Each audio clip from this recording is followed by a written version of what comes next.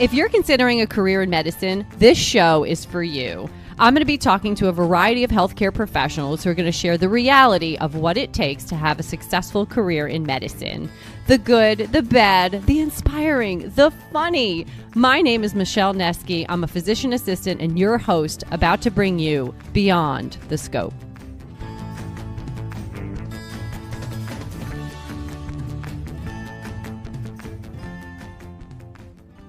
If you've done research into applying to physician assistant school, you know how crazy it is with all the different requirements, programs out there, and how do you choose which one is best for you? Well, luckily, two of my friends and PAs created an amazing platform that you can do this all in one place called My PA Box. Research schools by state, track your hours, look up all the requirements, literally in one spot at mypabox.com. You can also use their PA school match to enter in all your demographic information, your GPA, whether or not you took the GRE or PA CAT, and filter for schools that would be the best fit for you. You guys, this has been game changing for pre-PAs, and I use it all the time with my clients. You can go ahead and get a 1-year subscription. And because you're listening to this podcast, if you use Posh PA 15, you can get 15% off your 1-year subscription. You will not regret this. If you are a pre-PA, it will sort things out so much for you and just make it easier to do the research on the programs that are the best fit for you. So check them out, mypabox.com. Okay, well, I'm really excited, you guys, because today I'm going to be speaking to Andrew Baker. Andrew is a graduate of the University of Findlay Physician Assistant Program in May of 2012. He was the class president and member of the Honor Society. What? Phi Kappa Phi. As a PAC, Andrew has worked in reconstructive plastic surgery, emergency medicine, and dermatology. Currently, he practices full-time doing both in medical and surgical derm. That's amazing. Andrew has always had a passion for helping others, and he's mentored and coached many PAs and colleagues who were troubled financially. Maybe I should hire him.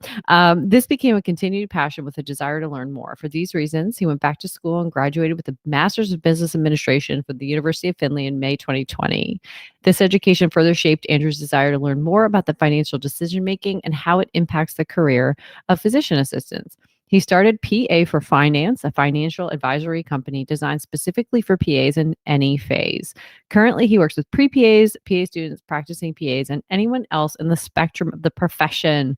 So welcome to Andrew. I'm so excited. I definitely should have your services and sign you up because I'm definitely not the best with finances. So I'm excited to have you here. Obviously, virtually. Yeah, same to you. And I actually found you on LinkedIn. Is that where you predominantly post most of your stuff?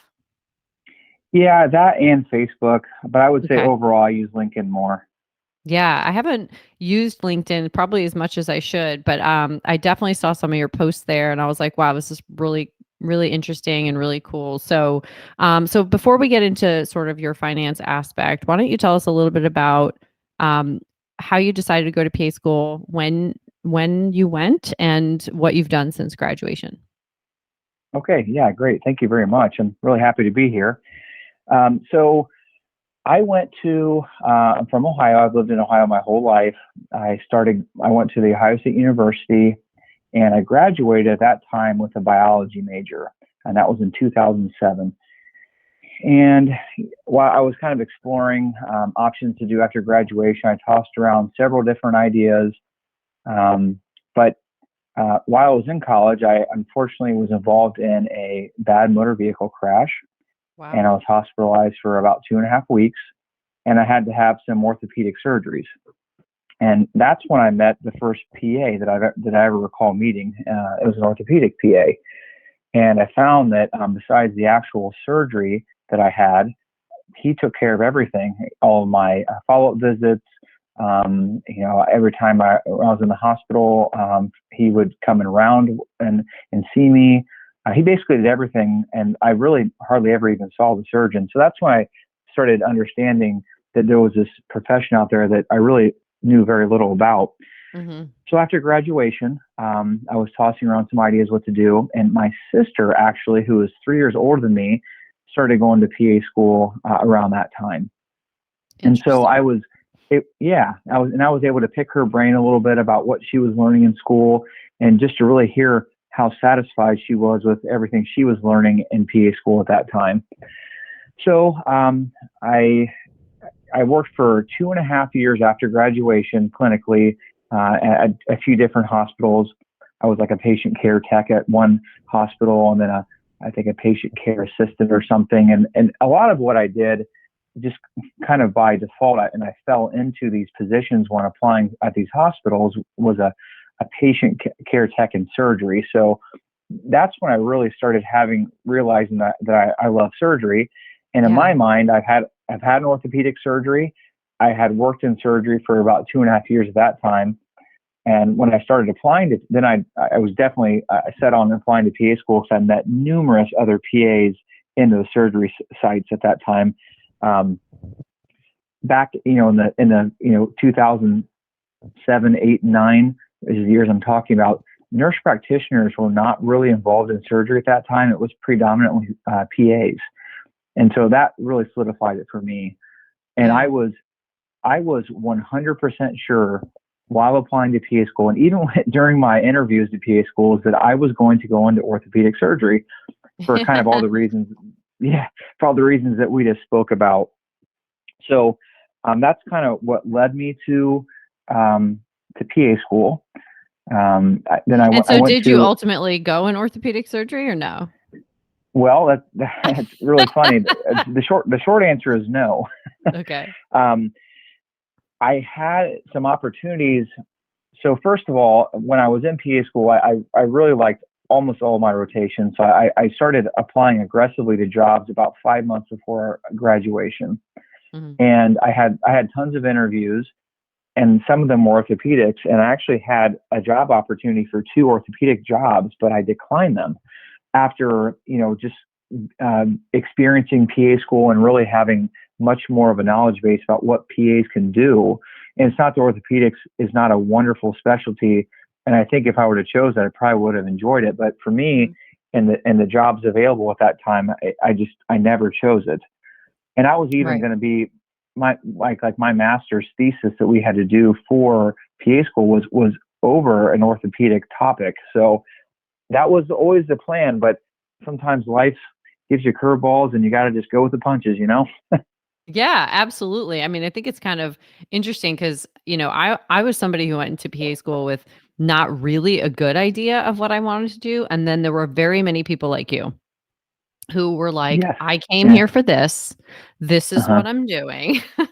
And some of them went on to do that, and then others, didn't. It's funny how, your life and trajectory changes, and maybe some of your interests change, a little bit, and it's Hmm. it's good to keep an open mind kind of going through that process.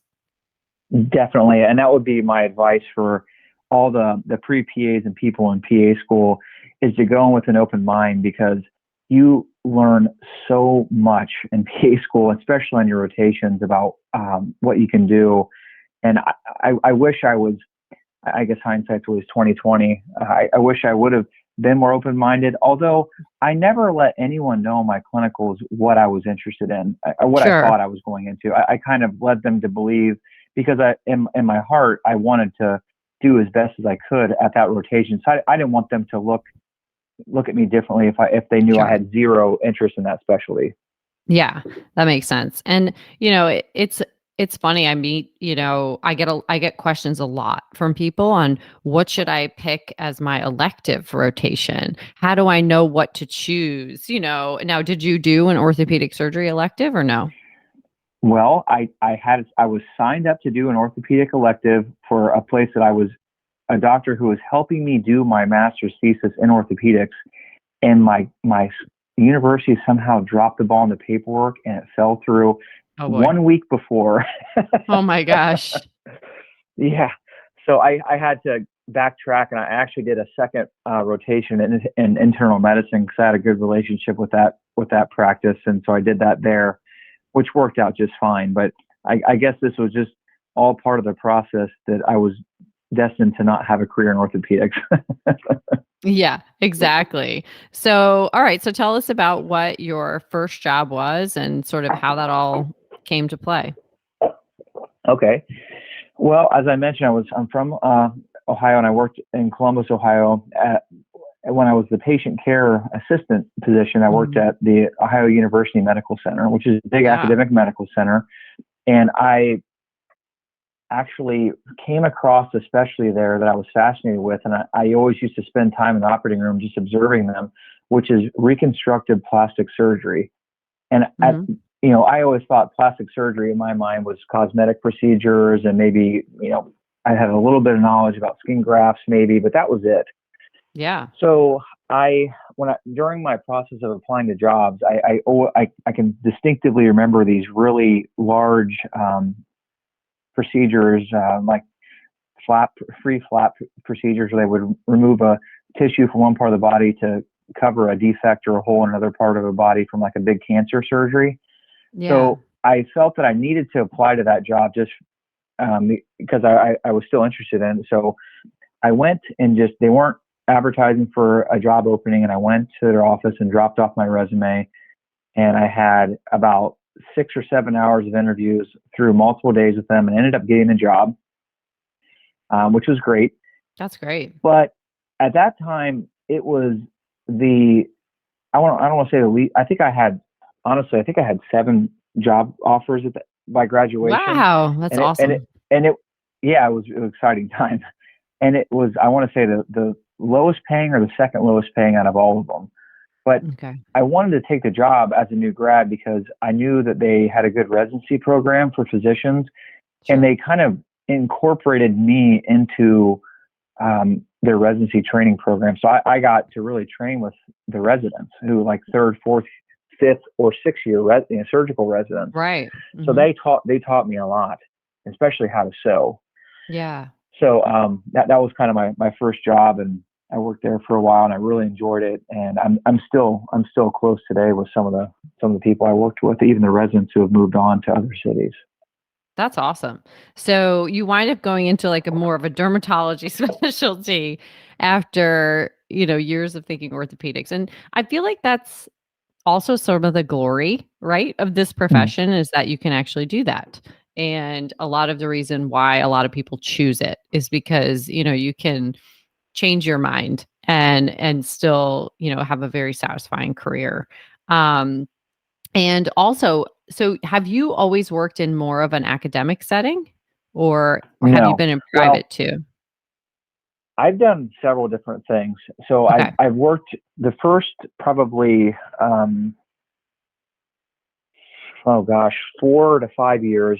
I mean, this is my ninth year. So four to Mhm. five years, I worked at an academic or a tertiary medical center. Yeah. Um, and then I kind of moved about a little bit away from the city, back to a more smaller area where I'm from originally, and I work now at a private practice, which Okay. there's yeah. So I work in dermatology now. So it's kind of interesting how I got this position. So I end up working in the ER for a few years. Also, I switched after the surgery for a few years, which is a really great experience. I learned a lot about just patients, Mhm. and just a lot about medicine in general from the emergency medicine. So when we relocated with my family, we I still have my ER job, and I work there full time, which is 12-hour shifts per month, which is what was full time. But there was a dermatology practice that had an older physician that needed help doing skin cancer surgeries, and so I Sure. started doing that every Friday. I had control of my ER schedule. I had a I was what's called the lead advanced practice clinician in the ER Mhm. group. So I was in there was 8 other PAs and nurse practitioners that I was kind of managing. So I had a little bit of control of my schedule. So I Okay. worked every Friday while in the ER for 2 years, and doing small skin cancer surgeries, like an abnormal mole that's concerning for melanoma, or Mhm. basal cell skin cancer, squamous cell skin cancer. And ultimately, this transitioned into the dermatologist asked me to come on full time, and I still do surgeries there, Nice. strictly. Yeah. I always called it procedures, that was kind of just always the way I looked at it because I'm not a surgeon, Right. I'm not a doctor, but my schedule says surgeries, all the nurses say surgery, so that's kind of Yeah. what I refer to it now. Yeah. So Uh, I do straight surgeries there Tuesdays and Fridays, and then the rest of the days I just do regular medical dermatology, and we do not really do any cosmetics. okay.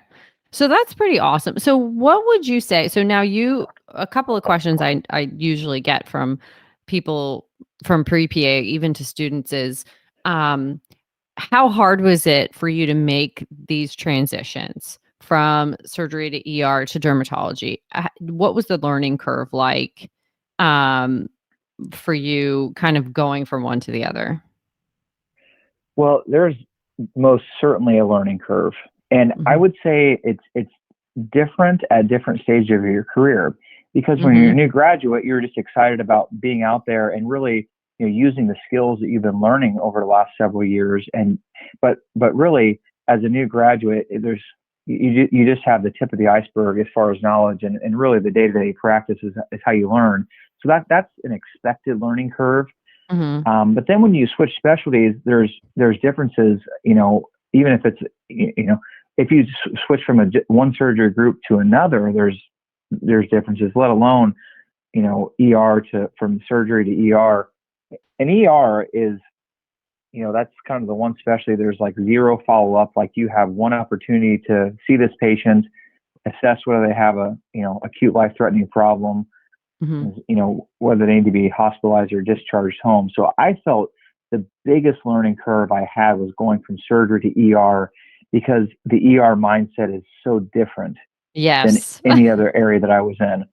And Yeah. not necessarily a bad thing. I loved ER for years, and Mhm.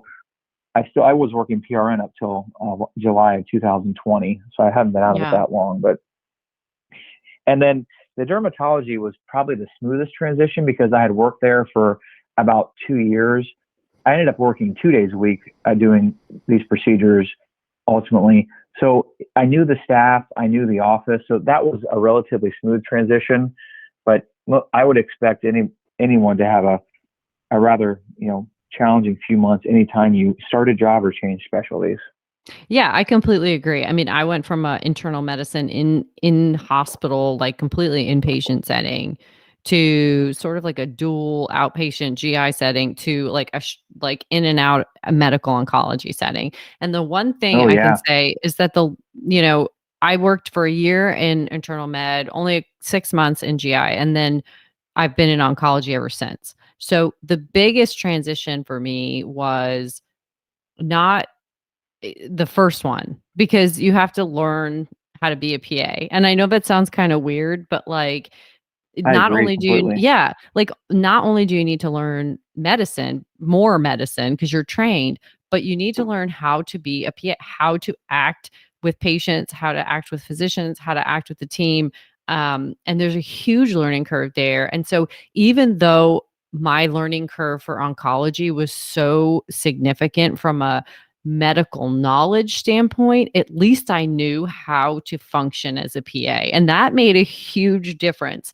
So I think that you're right. At each stage in your career, it's so different. And I've moved, 3 times since. And in every position, it's different. Even though I've been in oncology, it's a different environment. Community oncology, academic medicine, kind of a mid-sized cancer center that I'm at now. It's just different. So you have to adapt in certain ways. But I feel like it does get a little bit more smooth because you actually know how to perform your job as a PA, and I think that that makes it a huge comfort level. Like, at least you know how to talk to patients. At least you know what to do when you don't know what to do, sort of a thing. Yeah, yeah. And so I think that's a really important point when you're sort of moving through different specialties. And I think people are kind of freaked out about that in some ways, but at the same time, if I had to turn around tomorrow and take a job, in a different specialty, I would need to learn so much and it would be a learning curve, but I would be comfortable in the fact that I knew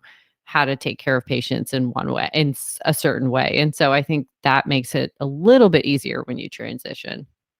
Yeah, and to your point, I mean, your skill set just is enlarging over time. and your Right. knowledge bases, even if it's in different specialties. And also, I like you and I've met a lot of people who, believe it or not, it takes a few different jobs to really find out where your niche is. Yeah. And not that you need to go out there expecting that this is just a trial job by any means, but with COVID going on and the jobs not Mhm. being maybe as readily available as they were for you and I in the years past, getting a job and getting experience is important, even if it's not your dream job right off the bat, because I would have a hard time thinking about any PAs I know that have had one job and have been there for 9 years in a row. Yeah. I'd say it's quite rare. Yeah. I agree. I mean, I always tell that to new grads too. Like, the first job you take is probably not going to be your dream job. If it is, great. But like, if it's not, you don't know. You never know. You take a chance. Like, I took a chance on the oncology job because I lived in Miami. I knew I was going to be there for a while. I wasn't sure. I spent a half day there before I took the job. I knew it was going to be hard. And I was like, you know what? I'm going to take a chance anyway. And look where, you know what I mean? And then look what happens. And you find sort of your spot. So always be open-minded and Absolutely. willing to sort of look at different opportunities that you weren't necessarily expecting, um, Yeah. is Yeah. is important.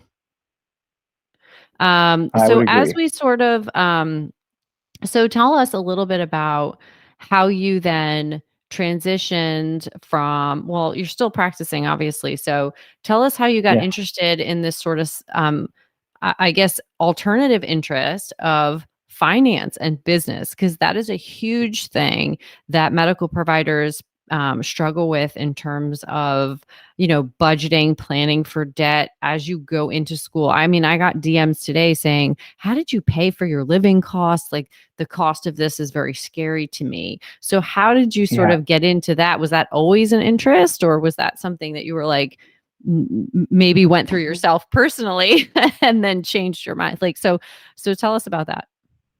Okay. Yeah.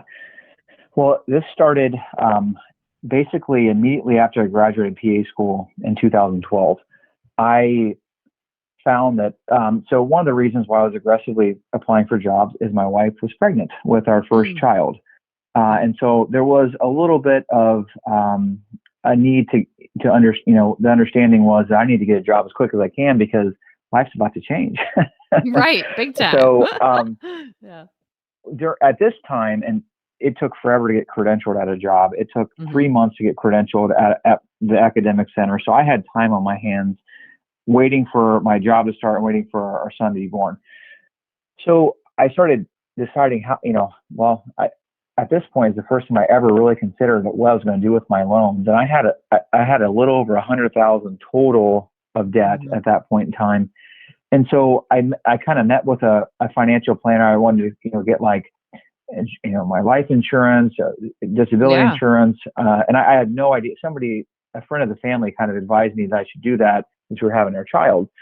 And I went in there and I met with this individual, and there was times where he was asking me, "So when are you going to go back and be a doctor, or what exactly is a PA?" Oh, And yeah. that's not quite as common today as it was, roughly 10 years ago. But Mhm. I just felt that there was all this uncertainty surrounding that visit. But it ended with him telling me that I was like had a plus a negative 100,000 net worth. My debt to income ratio was like in the red. And really, Yikes. the only Mhm. plan I had for my student loans, undergrad and graduate school, were to pay it off the minimum payments for 25 years up Right. until that day. I never considered anything else. And Yeah. my family, I don't have a lot of college graduates in my immediate family. My sister she was a few years ahead of me, but she was just paying the minimum payments at that time as well. And Mhm. my uncle, who was in the business world, recommended I read the book Dave Ramsey Total Money Makeover. And this is a very straightforward book about just how to pay off debt. Yeah. And beyond that, Dave Ramsey, he has a lot of different things he preaches, but I think just understanding the negative how bad debt can be, especially if it continues to grow over time, how much it can affect your life negatively. And so Yeah. I kind of like, you know, I was very interested in it at that time, but ultimately I wanted to be a good PA first because that's Right. what I sought out to do. I wanted to put all of my effort and my education, outside reading, when I wasn't with my family, I wanted to put it towards my profession. So I kind of put it on the back burner for a few years, and then I started feeling more confident about being a PA and my knowledge base. I started doing some excessive reading and meeting with financial planners more often, podcast, all these things. Yeah. And then when, as you can comment, Michelle, you meet a lot of really wonderful people who do Oh, things that yeah. you never thought were possible in life when you work at Yeah. all these different places. You know what Hmm. I mean? So Yeah. I kind of just were picking these people's brains who have done this before me, and who are doing well.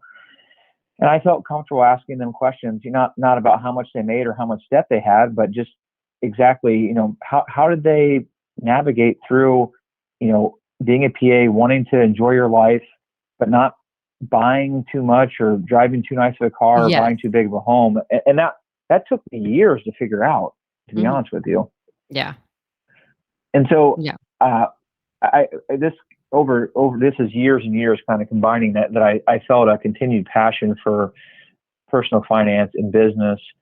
And at that, at this ultimately, I had a leadership role, and I was going to these leadership meetings with like the CEO of the company in Knoxville, Tennessee, and just really getting to learn from some high level executives, and just um, just trying to improve my skill set as not only a clinician but as a professional. And so Yeah. I decided to go back and get my MBA at that time. Yeah. And my goal at that time was to use this MBA to learn business and to also help propel me through a leadership into Yeah. more of a higher level director or executive director ultimately. But again, life does things that you sometimes don't plan for, and opportunities arose. There was this company started having major problems, and so that's kind of when I was able to transition full time to my dermatology job and Hmm. just stay on PRN in the ER. And Yeah. all the while, I found myself working with other PAs who are new graduates or even PA students I was precepting. Because I love Sure. precepting students, Yeah. and they kind of were asking me questions, and I was kind of curb siding, just offering them things that worked for me over time, and how I was able to pay off my school loans, and how do you save, and so on and so forth. So it was just a year after year after year learning process for myself. And then Yeah. ultimately, the MBA gave me, I feel, the skills that I needed to start my own business, because I've never owned a business before. Yeah, I'm with you. I Yeah. will say that, it's a very interesting, we have a very similar trajectory. So, I mean, I think that you find something that you're passionate about outside of medicine, and then you're like, well, this is something that's great, but my primary focus is my job that I went to school for and that I trained for, right? So you're like, well, I like doing this, but I have a responsibility. So for me, I didn't have any children, but my husband was in training. So, he didn't make very much, and I was making the full time income for the two of us and for a long time. And like you said, it's very hard to budget for yourself when, you know, when you're dealing with a lot of debt as well. And I'm going to be honest with you, like finances give me anxiety. Like I get palpitations when I have to look at my bank account. It is not a scene that I like. I don't, it makes me, it's like the number one cause of my anxiety. But I will say that, when you're sort of there and you're sort of going through the process, you're like, oh, well, I can just spend a couple dollars on this and I can spend a couple dollars on that. And here I am, like in my mid 40s, and I should have paid off everything. And, I have a small amount on one loan that I have left. Right. And so I think what happens is that, from a financial standpoint, you sort of gain debt when you go to PA school. And then you're like, well, I'm just going to pay it back when I get out and I'll just pay the minimum payments like forever, like you said. And there's so many Hmm. different ways to sort of make that not happen. That's number one. Number two is that pursuing an interest outside of medicine came on for me pretty quickly and unexpectedly. And you're like, sort of like you, I love to teach students, right? So I love to teach students. I love to help them. And the Posh PA started because I started helping people I worked with, with their personal statements and really wanting to be a PA and finding out what was and giving them advice and helping, and then it just sort of grew and grew into this crazy thing. I had never owned a business. I had never run a business, and so you wind up learning so much and then realizing where you want this to go and realizing who you can help and why you want to help them. I think is huge. And so now that you've started kind of helping, do you help everybody, like pre-PAs, PA students, like kind of how do you help them? So everyone in the PA spectrum, so Mhm. pre-PAs, PA students, new grads, and experienced PAs, and Okay. kind of as you mentioned, I think it takes something to come out and say, this makes me uncomfortable, and I think we all have things in our Yeah. life, whether it's personal or professional, that when that's the topic, it makes you feel uncomfortable, and that's okay. I have things in my life too, but Yeah. finance has always been something I've been interested in. Yeah. I wanted for years, I was more self-taught, like you said, but then you just learn more over time from being around a lot of really smart people.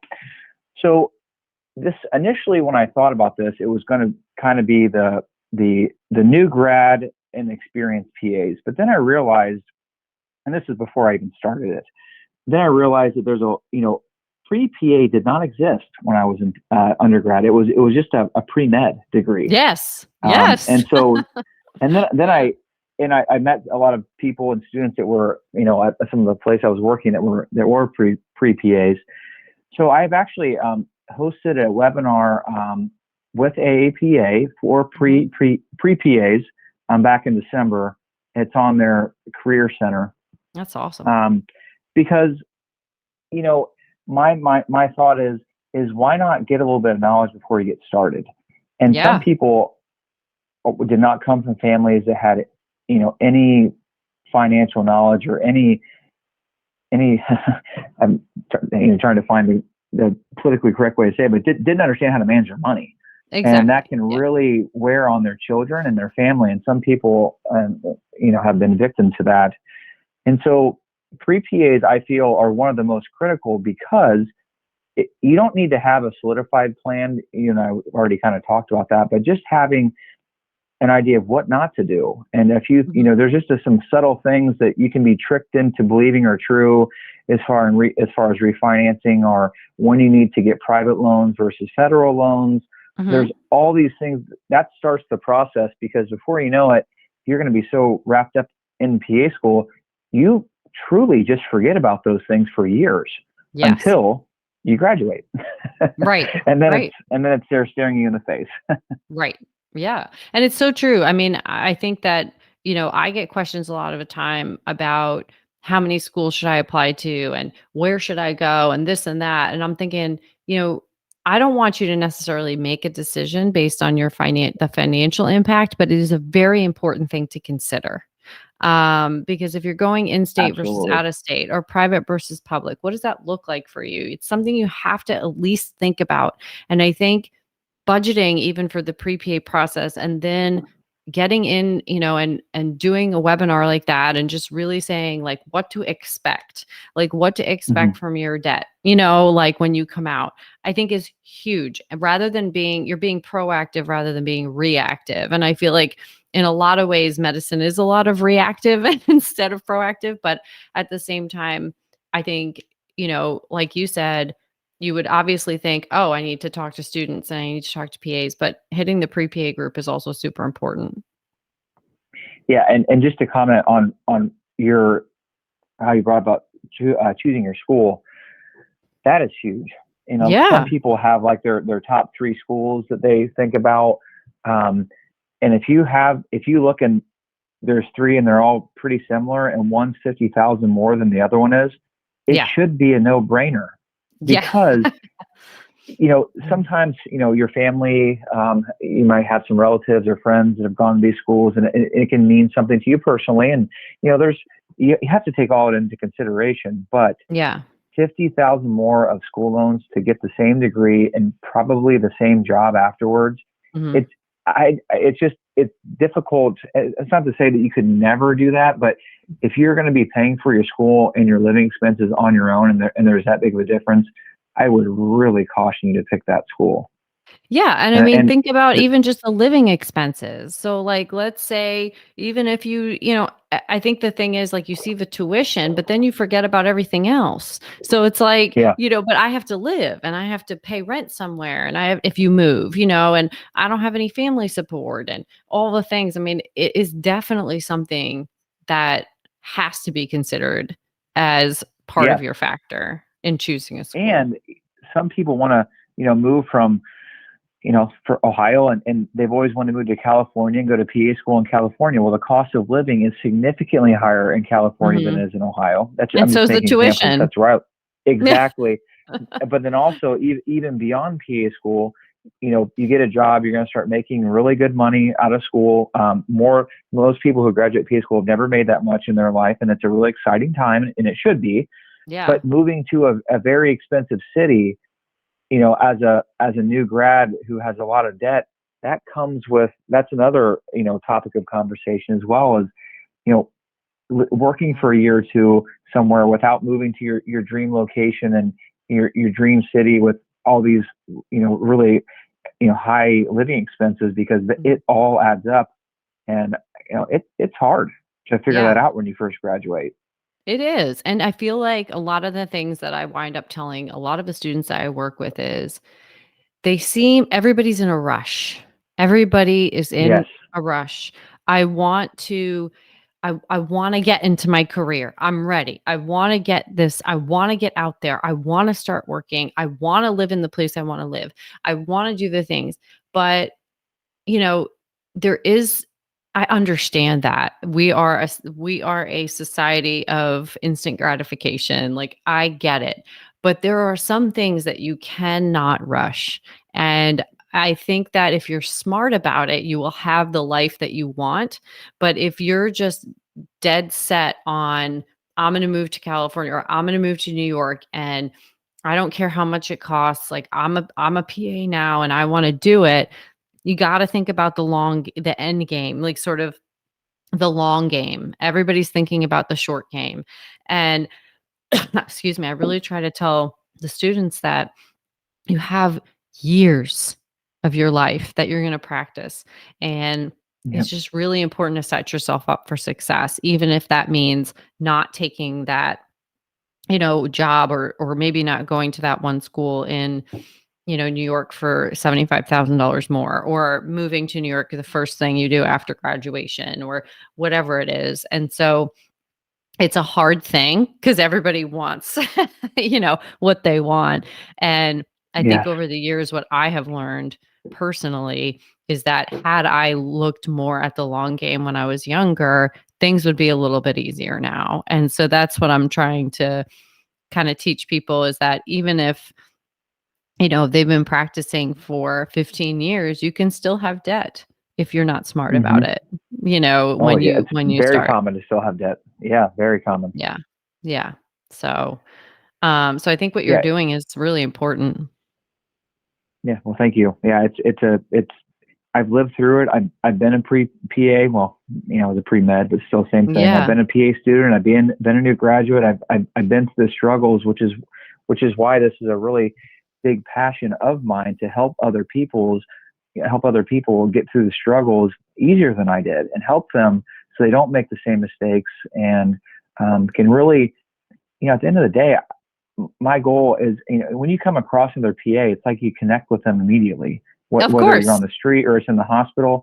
Yeah. So I have this kind of desire to just help other PAs be successful, so our career, our profession continues to prosper.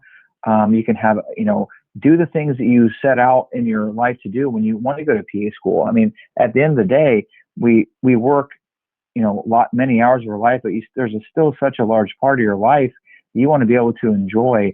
And Yeah. I've seen so many people who have to work weekends and evenings and holidays because they've established this lifestyle that they just can't afford with a 40-hour a week, and it really adds up over time, and it can Yeah. become a major stress in their life, their marriage.